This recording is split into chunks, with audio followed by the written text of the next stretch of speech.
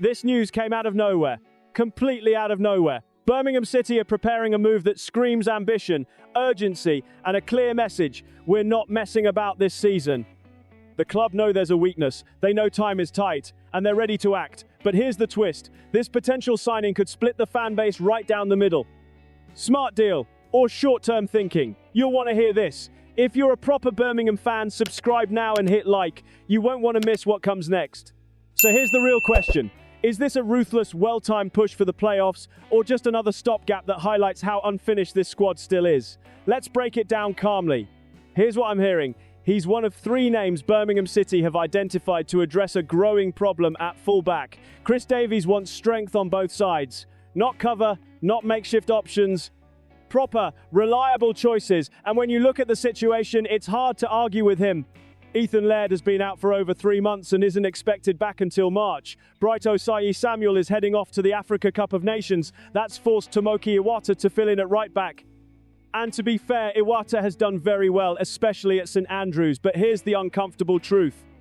He isn't a natural right back, and relying on that long term isn't sustainable if you're serious about a promotion push. Now look at the left.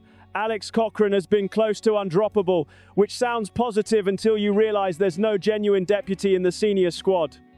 Jack Robinson can play there, but when Cochrane is missing, Davies has to reshuffle the entire back line. That's not depth, that's exposure.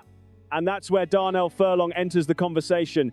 Ipswich signed him for £4 million in August and tied him down until 2028. And yet, 5 months on, he doesn't have guaranteed minutes. Ashley Young, Ben Johnson, Harry Clark, that competition is real. Ipswich are listening, and Furlong is listening too. He's open to a return to the Midlands. Let me be clear, this isn't a glamorous signing. It's not one for highlight reels. But football matches in February and March aren't won on style. They're won on consistency. Furlong played close to 100 consecutive championship games for West Brom. That doesn't happen by accident. It happens because managers trust you, because you're dependable, because you understand the league. Yes, he's 30, and yes, that cuts against the long-term model. But Birmingham City aren't planning for 2028 right now. They're planning for promotion, immediately. There's also a detail that shouldn't be ignored. Furlong understands this club. His father, Paul Furlong, wore the shirt under Trevor Francis. That's not about sentiment, it's about culture. He knows what St Andrews demands. He knows the adjustment required. There's no bedding-in period here. So here's my view, and I'll be direct. If Birmingham City are genuinely chasing the playoffs, this move makes sense. Not as a statement signing, not as a future project, but as experience, insurance, and tactical stability when the pressure ramps up.